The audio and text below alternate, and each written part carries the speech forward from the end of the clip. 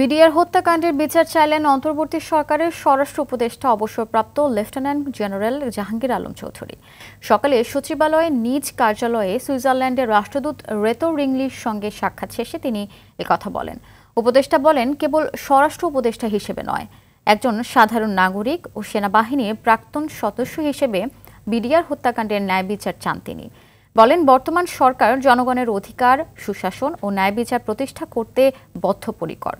সঠিকভাবে এই হত্যাকাণ্ডের পুনঃ তদন্ত ও ন্যায় বিচার প্রক্রিয়া শীঘ্রই শুরু হবে বলে জানান স্বরাষ্ট্র উপদেষ্টা অবসরপ্রাপ্ত লেফটেন্যান্ট জেনারেল জাহাঙ্গীর আলম চৌধুরী। বর্তমান সরকার জনগণের অধিকার, সুশাসন ও ন্যায় বিচার প্রতিষ্ঠায় বদ্ধপরিকর। শুধু স্বরাষ্ট্র উপদেষ্টা হিসাবে নয়, একজন সাধারণ নাগরিক ও সেনাবাহিনীর প্রাক্তন সদস্য হিসাবে আমি বিডিআর হত্যাকাণ্ডের ন্যায় বিচার চাই। সঠিকভাবে এই হত্যাকাণ্ডের পূর্ণ তদন্ত ও ন্যায় বিচার প্রক্রিয়া শীঘ্রই শুরু করা হবে।